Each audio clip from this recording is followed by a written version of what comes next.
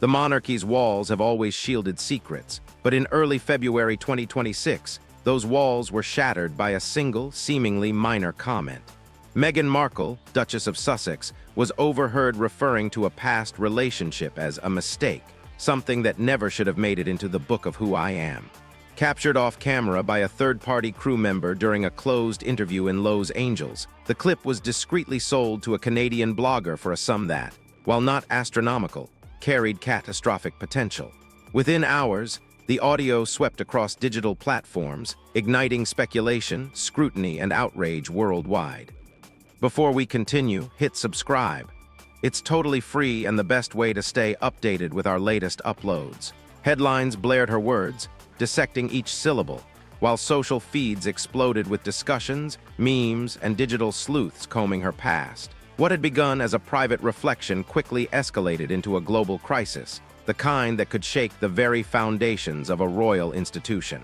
As the clip spread, Buckingham Palace convened its first internal advisory session, classifying the development under Institutional Risk Tier 3. The Royal Press Office flagged it immediately, noting inconsistencies in Markle's biographical timeline, resurfacing legal documents, and the long-speculated name of Joe Giuliano, alleged to have been her secret first husband. These elements combined represented more than mere gossip. They carried the potential to compromise public trust, create legal complications, and tarnish the monarchy's image on a scale not seen in decades. The palace understood that in the age of digital permanence, every word, every record, and every social post could become evidence in the court of public opinion. King Charles III, recognizing the magnitude of the situation, ordered a direct, personal engagement. A video call was initiated with Meghan Markle at her Montecito residence, bypassing spokespeople and intermediaries. On the palace side were the king, senior legal advisors, and the head of royal communications. Meghan appeared composed yet tense, her usual media-savvy demeanor shadowed by the gravity of the call. The king's message was unequivocal. Should any of these resurfaced claims prove legitimate, she would face the most comprehensive institutional severance in modern history. Titles could be revoked, archival references erased, and protections under royal protocol withdrawn. The weight of centuries of protocol and the authority of the crown loomed over her like a verdict not yet delivered. While Meghan grappled with the immediacy of the palace's stance, the leak continued to spiral. Canadian chef Corey Vitiello, her former partner without nomming her, posted a monochrome photograph of a Toronto intersection linked to their shared residence with the caption, "The truth never sleeps." The ambiguity of the post immediately drew media attention and renewed speculation over Markle's past. Simultaneously, whispers of sealed marriage certificates, conflicting timelines, and restricted legal records began surfacing, raising questions that went far beyond personal gossip. The palace faced the urgent task of managing a narrative that could simultaneously undermine public confidence and threaten constitutional propriety. At Montecito, Meghan's response was swift and meticulous. Legal, communications, and branding teams convened under emergency conditions, launching a multi-pronged strategy to neutralize potential damage. Social media campaigns were orchestrated to reshape public perception, while cease and desist letters were dispatched to networks preparing interviews with Vitiello. Internal memos directed the erasure of certain historical references, emphasizing control over her narrative and public identity. The effort was intense, highly coordinated, and emblematic of the high stakes at play. Yet despite these maneuvers, the palace had already escalated internally, signaling that no amount of rapid counteraction could fully contain the institutional concern. The stakes were clear. This was no longer merely a personal controversy. It had become a clash between a former royal's attempt to curate her story and an institution determined to preserve its integrity.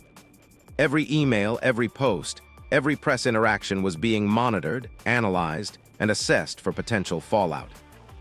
The palace's advisors recommended immediate strategic reviews, including evaluating Meghan's status, freezing archival projects, and preparing contingency measures to maintain public trust. History itself was now at the center of the conflict, and the question looming over all parties was stark. Could Meghan control the narrative, Or had the monarchy already set the stage for irreversible consequences? The aftermath of the leaked audio plunged Meghan Markle into crisis management mode. Within hours, her legal and communications teams at Montecito convened an emergency summit. The objective was clear: contain the fallout, reclaim narrative authority, and neutralize any threats posed by former partners or resurfacing documents. Every detail was scrutinized. Emails, contracts, social media accounts, and pending media appearances were reviewed under the scrutiny of legal precision. The atmosphere was one of urgency, almost military in execution, with each advisor operating under strict confidentiality agreements to prevent further leaks. A key component of Meghan's strategy involved the accelerated promotion of her lifestyle brand, Evermark. Originally planned as a slow rollout, the brand's launch was fast-tracked into crisis mode activation. Within 24 hours, a short promotional teaser was produced featuring a voiceover stating, "You can't choose your beginning, but you can write your next chapter." The intent was unmistakable: shift focus from past controversies to a narrative of empowerment, leadership, and transformation. Digital assets were strategically scheduled to saturate social media platforms, from Instagram to TikTok, leveraging influencers and micro-partners to amplify supportive messaging. Paid placements emphasized her work in philanthropy, women's leadership, and global wellness initiatives, framing any past associations as irrelevant to her modern identity. Simultaneously, her legal team prepared a multi-layered approach to preempt potential challenges. Cease and desist letters were dispatched to 2 major North American networks considering interviews with Corey Vidiello, signaling that any public discussion of her pre-royal life could trigger formal legal responses.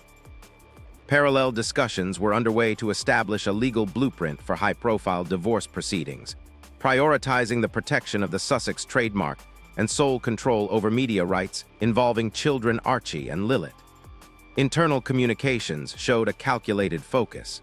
If institutional severance came, she would retain commercial and intellectual authority over her personal brand. Every digital trail was monitored. Archwell Media's Black Ops team compiled dossiers on potential adversaries, analyzing historical public records, financial statements, and prior media statements. Corey Vidiello, the former chef, became the focus of subtle discrediting campaigns aimed at framing him as opportunistic rather than revelatory. Influencer networks were engaged to create sympathetic narratives that painted Meghan as a victim of media distortion, rather than an individual attempting to rewrite history.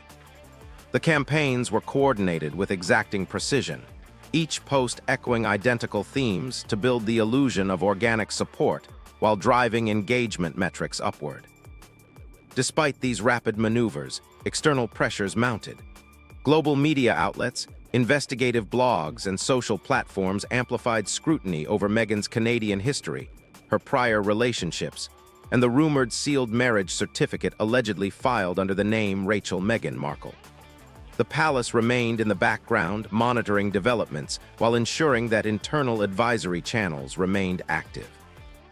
Contingency measures were established to prepare for worst-case scenarios, including formal institutional disengagement, should her counter-narratives fail to gain traction. Meanwhile, Archwell Media worked to secure future projects. Netflix documentary campaigns and planned podcast series were placed on indefinite hold until reputational stability could be ensured. Contractual partners, sensing volatility, suspended product launches or distribution agreements, citing potential brand liability. The pressure on Meghan to restore credibility was relentless, highlighting the delicate balance between personal ambition and the irreversible consequences of public scrutiny. Each decision was time-sensitive. Delays could magnify reputational damage or invite legal challenges. Amid the orchestrated countermeasures, Meghan's communications team also engaged in subtle media framing. Select op-eds and thought leadership pieces were placed on lifestyle and business platforms to underscore her narrative of empowerment. Stories emphasized the distinction between past personal relationships and current professional identity. By steering coverage toward professional achievements and philanthropic work, Meghan aimed to shift public perception, portraying her prior associations as background context rather than defining characteristics. The campaign was designed not just to defend, but to dominate the narrative. However, the situation remained volatile. Corey Vitiello's indirect posts continued to surface, and independent journalists tracked legal and archival developments with growing intensity. Each leak, each snippet of information, required rapid evaluation and decisive response. Meghan's team balanced the dual pressures of controlling external perception while navigating internal legal constraints, ensuring every public statement was vetted for both accuracy and strategic advantage. The early days of the crisis demonstrated the intersection of personal history, media strategy, and brand management on a global stage. Meghan's counterstrike relied on a combination of accelerated brand promotion, legal preemption, and strategic media engagement. Every decision was calibrated to protect reputation, preserve control, and prepare for possible institutional repercussions. Yet the palace's silent observation and the persistent digital trail made it clear. No narrative could remain unchallenged indefinitely. The battle lines were drawn, and the next moves would determine whether Meghan could survive the storm or succumb to institutional pressure. By the end of this initial phase, the foundation for a prolonged confrontation had been laid. The leaked audio was no longer a private incident. It was a catalyst for a comprehensive battle over identity, authority, and legacy. As Meghan orchestrated her counteroffensive, the world watched, poised to witness whether a former royal could assert control over both her past and future in the face of relentless scrutiny. As Meghan's countermeasures intensified, Buckingham Palace quietly escalated its internal response. The leaked audio and resurfacing past relationships triggered what the palace termed a Tier 3 institutional risk, demanding immediate assessment and action. Senior advisors convened emergency briefings at Windsor Castle, evaluating legal, media, and reputational vulnerabilities. Every detail from Meghan's Canadian residence history to unverified sealed records was reviewed under stringent confidentiality. The palace's priority was clear: protect the monarchy's integrity while assessing whether public intervention was necessary. King Charles III personally oversaw the assessment. Advisors highlighted contradictions in Meghan's biographical timelines and documented efforts to obscure past associations, framing these as potential risks to the monarchy. The Windsor Firewall, a coordinated protocol involving legal, media, and archival departments, was activated to contain the digital spread of sensitive information. The firewall aimed to restrict access to internal archives, temporarily suspend public references to the Duchess, and prevent further amplification of contested narratives. This internal maneuver signaled the monarchy's shift from passive observation to proactive containment. Legal strategists drafted contingency plans, considering scenarios ranging from public repudiation to formal revocation of titles. Internal communications emphasized precision and discretion. Every public move was to be calculated, ensuring the palace's actions appeared principled rather than reactionary. Simultaneously, royal archives and communications departments were instructed to pause all curation involving Meghan's contributions, including digital exhibits, educational programs, and ceremonial records. By limiting access to institutional resources, the palace aimed to create a controlled environment in which future disclosures could be managed without undermining the monarchy's reputation. The palace also monitored media coverage and online narratives. Digital intelligence units tracked hashtags, influencer activity, and article dissemination, analyzing sentiment trends and potential viral escalation. Internal memos warned that poorly managed responses could amplify perception of Meghan's narrative dominance. Every leak, whether intentional or inadvertent, was assessed for legal implications, potential public backlash, and alignment with ongoing brand interventions by Archewell Media. This dual monitoring, internal and external, ensured the palace could react swiftly to developments while maintaining strategic discretion. Public perception became a central concern. Buckingham Palace recognized that traditional press releases or official statements might amplify attention rather than mitigate it. Advisors debated whether silence, selective disclosure, or indirect commentary would best preserve the monarchy's credibility. The Windsor firewall extended to subtle reinforcement of institutional values, emphasizing continuity, transparency, and historical integrity. These indirect messages were deployed through allied media outlets, carefully crafted speeches, and public appearances by senior royals, reinforcing the principle that personal narratives cannot overwrite collective history. At the same time, Meghan's legal and communications teams intensified efforts to neutralize perceived threats. Cease and desist letters were supplemented by internal monitoring of social media, journalist inquiries, and influencer networks. The Evermark brand accelerated its rollout as a parallel narrative strategy, presenting Meghan as a self-made entrepreneur and philanthropist while minimizing focus on pre-royal history.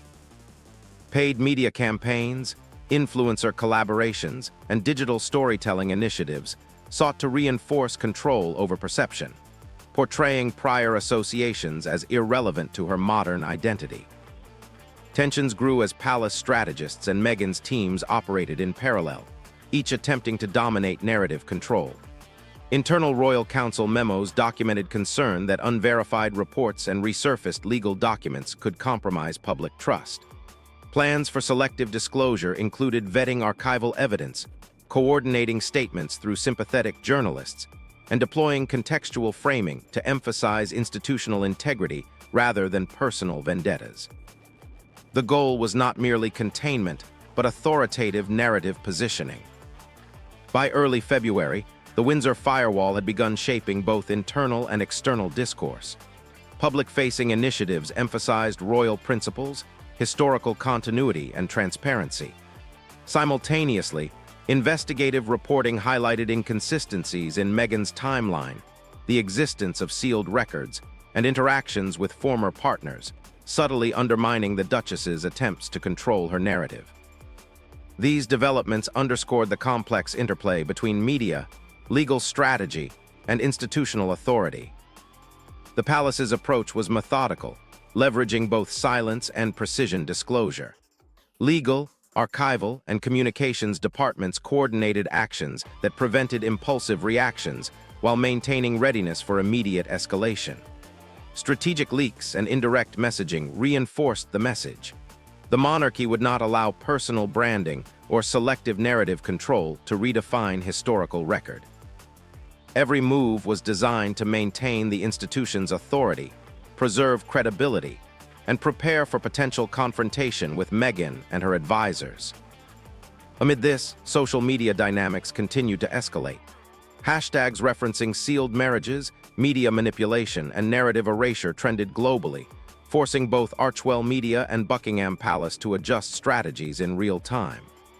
Analysts monitored engagement metrics, sentiment analysis, and the viral potential of each development, ensuring that the palace maintained an informational advantage. The Windsor firewall was not just defensive. It was a proactive attempt to shape narrative outcomes before they could destabilize public perception or institutional authority. By mid-February, the palace had fully operationalized the Windsor firewall. Internal documentation emphasized three pillars: institutional integrity, controlled archival access, and measured public communication. Legal strategies were synchronized with media monitoring, ensuring that every potential threat could be assessed and countered effectively. The Duchess's counteroffensive, while sophisticated, now faced a robust, institutionally backed system designed to protect the monarchy's historical record, enforce compliance with royal protocols, and maintain the delicate balance of public trust. As the crisis unfolded, it became evident that the stakes were unprecedented. Meghan's attempts to rebrand and control her narrative collided with centuries of institutional protocol, creating a high-stakes contest of media influence, legal strategy, and public perception. The Windsor firewall, though invisible to the public eye, had begun dictating the pace and scope of every revelation. And while Meghan maneuvered to assert control over her story, the palace's measured escalation ensured that no single narrative could dominate unchecked. The battle lines were drawn, and the coming days would test the resilience of both the Duchess's brand and the monarchy's authority. As the controversy deepened, Buckingham Palace moved decisively to consolidate control over Meghan Markle's narrative. The Windsor firewall reached full operational status. Digital archives referencing the Duchess were temporarily frozen, internal communications were restricted to senior counsel, and media outlets with established royal ties received directives to delay coverage pending verification. Every leak, article, or social post was meticulously assessed for legal and reputational impact, creating a controlled environment in which institutional authority could assert itself without appearing reactionary. King Charles III personally oversaw the escalation, coordinating legal, communications, and archival departments to align strategy. Advisors compiled extensive dossiers detailing every aspect of Meghan's pre-royal life, including residency in Canada, prior relationships, and the alleged sealed marriage record in Bibb County, Georgia. These dossiers served as both contingency planning tools and leverage in case of uncooperative media or unauthorized disclosures. The palace's objective was clear: safeguard the monarchy's integrity while establishing grounds for formal disengagement if necessary. Internal legal teams drafted a multi-tiered plan that could culminate in the revocation of titles and privileges. Options included public suspension of honors, erasure from official archives, and restriction of brand-related activities tied to the Sussex designation. Simultaneously, communications strategists prepared subtle, principled public messaging emphasizing institutional integrity, historical continuity, and accountability. By framing actions as preservation of the crown's credibility rather than personal attack, the monarchy ensured that every move reinforced its authority while minimizing risk of backlash. Archewell's aggressive media counteroffensive had demonstrated the potential for narrative distortion, making speed and precision essential. The palace coordinated with allied press outlets to release factual summaries highlighting inconsistencies in Meghan's timeline, past relationships, and pre-royal activities. These disclosures were indirect yet strategic, designed to allow the institution to appear reactive rather than combative. At the same time, legal teams reviewed international jurisdictions, evaluating the enforceability of any severance or title revocation across the US and Canada. Contingency filings were prepared to secure archival control, brand ownership, and public access restrictions in anticipation of any escalation. By mid-February, the palace's internal review concluded that Meghan's attempted narrative control constituted sufficient cause for institutional disengagement. The Windsor firewall had contained immediate leaks and stabilized archival access, allowing senior advisors to initiate formal legal preparation. Draft notices were readied for potential revocation of the Duchess of Sussex title, limitations on brand use, and the removal of any ceremonial privileges. The palace's approach combined tactical restraint with procedural readiness. Communications emphasized principle, while legal teams ensured every step was enforceable. The final palace maneuvers were both preventive and declarative. Meghan's media efforts could no longer dictate the narrative. The monarchy had regained informational dominance. The stage was set for coordinated disclosures, measured public statements, and legal actions designed to finalize her status within or outside the institution. The Windsor firewall, now fully operational, had achieved its purpose: preserving historical integrity, controlling information flow, and preparing for formal institutional decisions. In the coming days, the legal and ceremonial implications of Meghan's actions would unfold, reshaping her royal legacy in ways that neither branding campaigns nor media spin could reverse.